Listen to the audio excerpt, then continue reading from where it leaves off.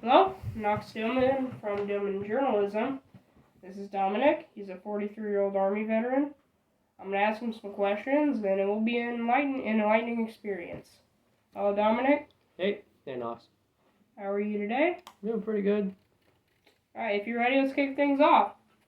Let's do it. Can you share a bit about your background before joining the military? Well, I was born from, I say a couple of hippies, but I was born from a Miss Susie and a Miss Tim, and they went together probably like stinky socks and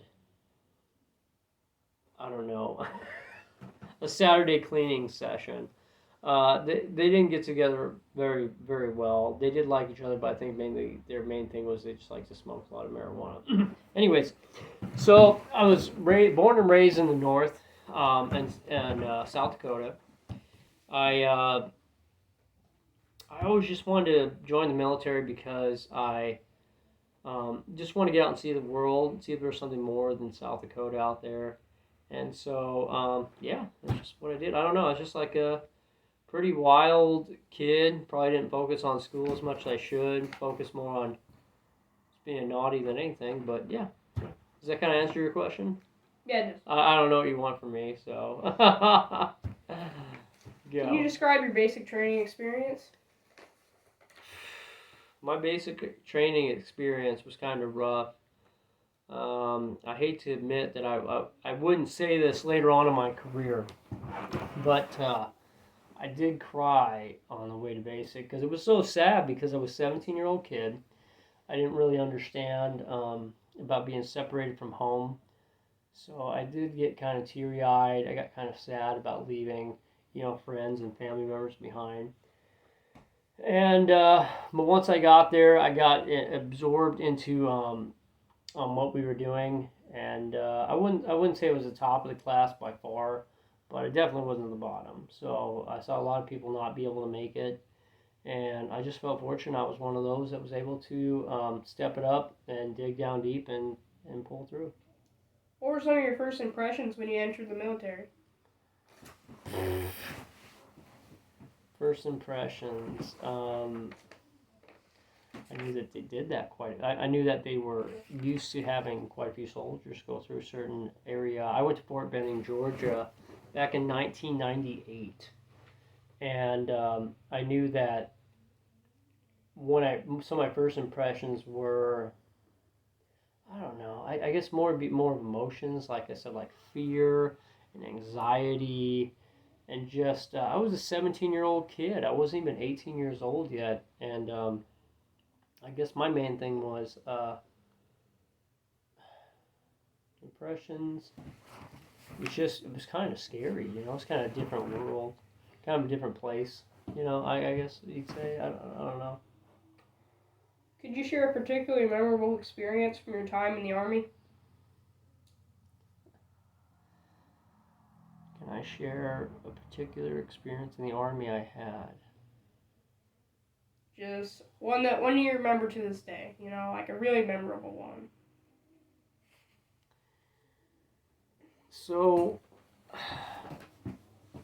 a lot of inexperienced soldiers will go back to the basic training time period and talk about how horrific that was and how hard it was to go through basic training.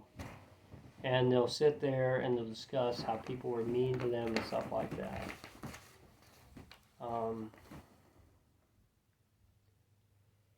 I went all over the world a couple times. So it's really hard to pick one moment, but the one that gets stuck in my head the most is when I went to Operation Iraqi Freedom in 2003 and I went into the war. And I remember seeing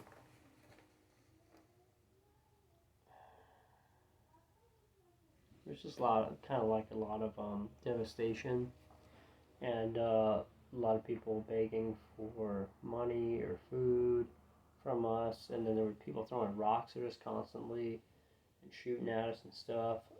I can't pick any one moment as being like the most significant, but the moments I remember the most were not the peaceful time periods, but were whenever I was involved in being in the war. There was just a lot of stuff that being from South Dakota and being from a small town, that I hadn't seen before. But I couldn't pick one particular moment where I would say this is the most significant moment that I had in the military.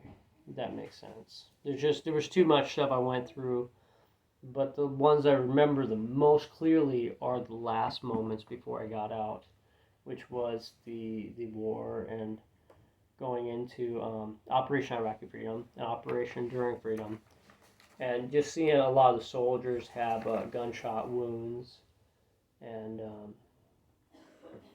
just like seeing some of the townspeople like guarding. There was just a lot of stuff in there that towards the end I sort of remember, but I don't get into too often. So, where were you deployed during your career, and what was your role during deployment? Okay. So so when I joined the Army, just to kind of give you background. So I originally joined the Army National Guard whenever I was in high school, and I was I think it was called 62 Juliet, which was a backhoe operator. I was a construction guy. I never went through the the training for that, and I decided that I wanted to join the regular Army later on. So I became I can't remember the name anymore. I can't remember anymore. But I became a special electronic devices repairman. I didn't make it through the school. I hated it. It was down at Fort Gordon, Georgia. Was not me, but eventually they did find me a career in being a 63 Bravo, which is non-existent anymore, but I was a mechanic, right? So the first time that I'll say I went overseas was in 2002, where I went to uh, South Korea for 1 year, and What'd you go to South Korea for? I was a decent mechanic there. So we still, like, the Korean War was still kind of going on. It wasn't exactly like fighting and stuff like that. It was just like we're basically there to keep peace between the North Koreans and the South Koreans because we still had an alliance. We have an alliance with South Korea. I was up by the DMZ, which is the demilitarized zone, which is the border between North and South Korea. So I went there and I was just a mechanic for a cavalry unit. I came back to the States. I ended up going to Fort Carson, Colorado, where I was still a diesel mechanic, and I was really, after Korea, I was looking to get out. I was just kind of done. I was just kind of done with everything, so I decided to come back, and then I was going to get out of the Army, and I was just going to go have a normal life. And then they told me that I was not able to get out, that I had to actually stay in for longer and go fight Operation Iraqi Freedom. So I kind of played around with staying in or not staying in, but then after Iraqi Freedom and what I saw over there, I decided it was probably in my best interest being a 22. At the time I went, I was 22 years old when I went to Iraq. And when I came back, I was 23, and I was just kind of done, and I decided I just want to go have a regular life. So. Now, can you discuss any significant assignments or missions you were a part of?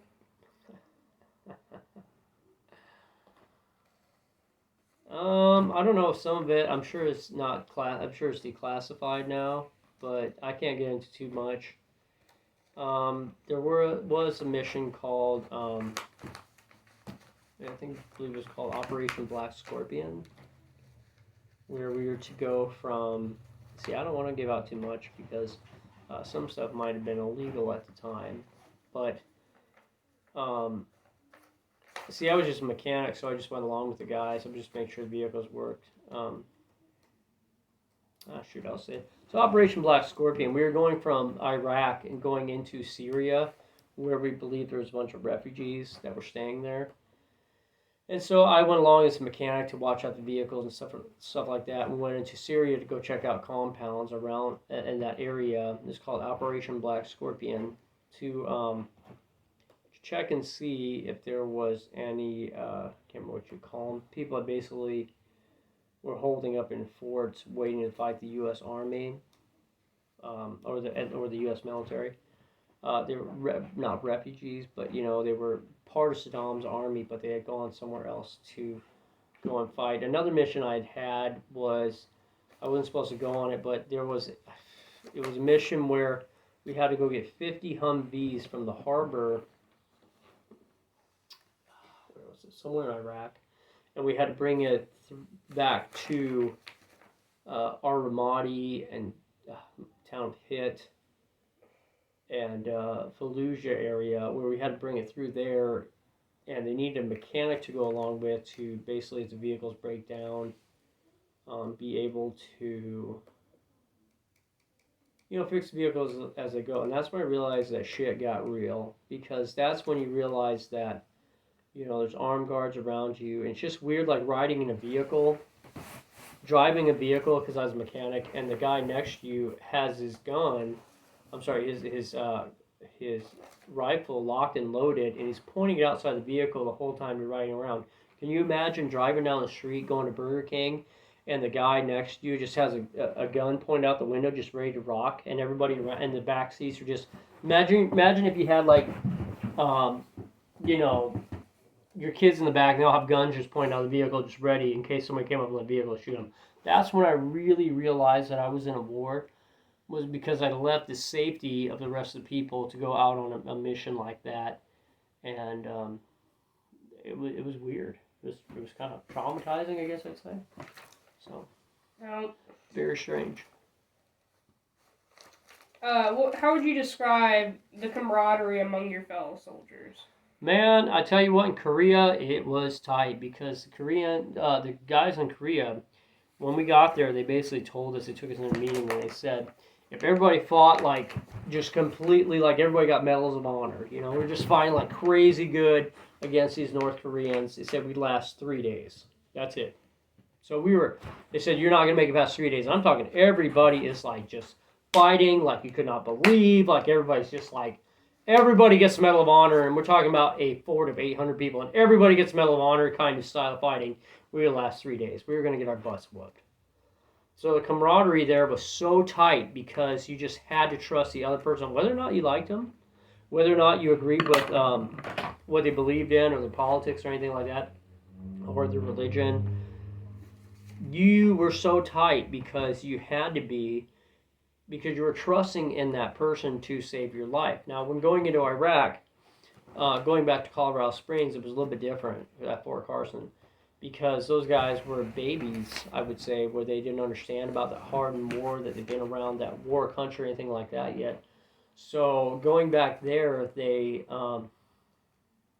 actually kind of scary going to war with them, because I don't think they were prepared like they were with the guys in Korea. The guys in Korea were like, we were facing a war every second of every day, waiting for that stuff to come, just knowing we were going to die. Whereas you go back to Colorado Springs and people are going out, they have family members going out to dinner at places. They don't have to have like a battle buddy go out with them. They have cars, you have your own house and everything. So going to war with those people was kind of scary, because the camaraderie was not the same, because they had not lived that life. A lot of them had not lived that life where you totally relied on the other dude, especially even when you left the post, you have to leave, in Korea, you have to leave with another person. They did not know that camaraderie, because it was just, they just didn't have to, they didn't understand it. So it was actually kind of, it wasn't as big going into Iraqi freedom as it would have been going into Korea. Now, what were some of the most challenging aspects of your military service?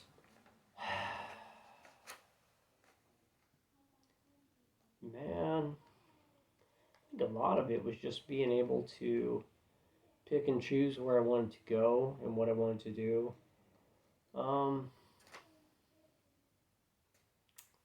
It was hard being away from people you cared about, like family members and your brothers and sisters. Now I don't get along with them at all, but at the time, we would get along a lot better, and that was hard to be away from that. Just being with it's basically like being with a bunch of strangers that you have to rely on, if that makes sense. Like, you have to go out.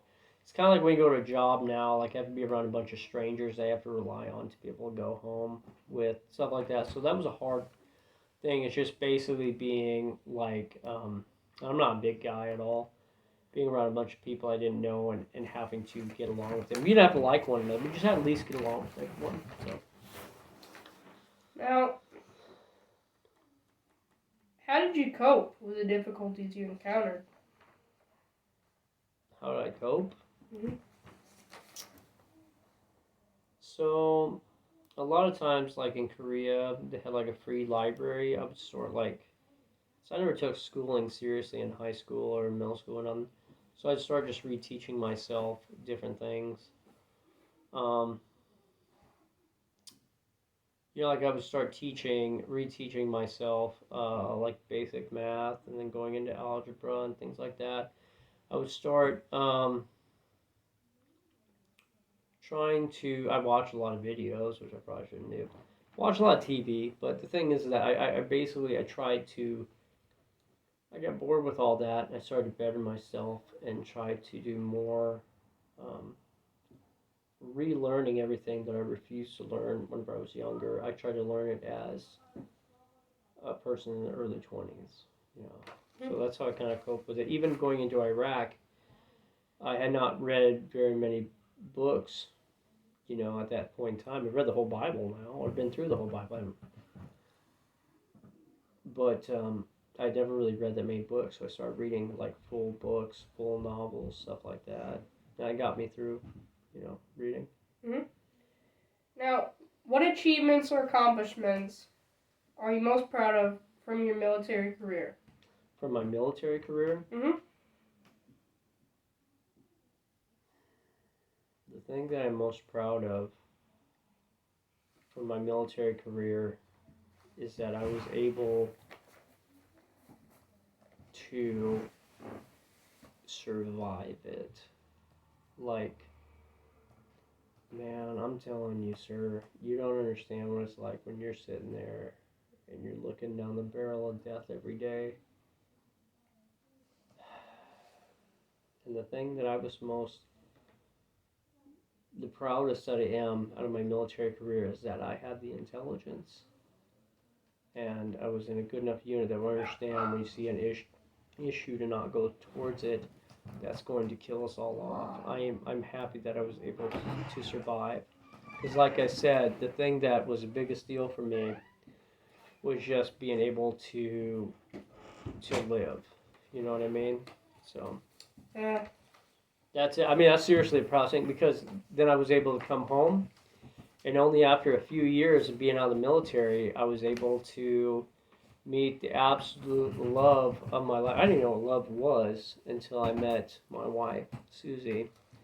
And the proudest thing I am is that I was able to live and then be able to come out of it, and then eventually meet my wife, have 4 beautiful children, and be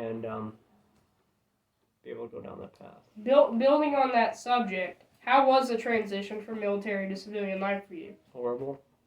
Horrible. It's terrible. I didn't get along with anybody. I didn't like anybody.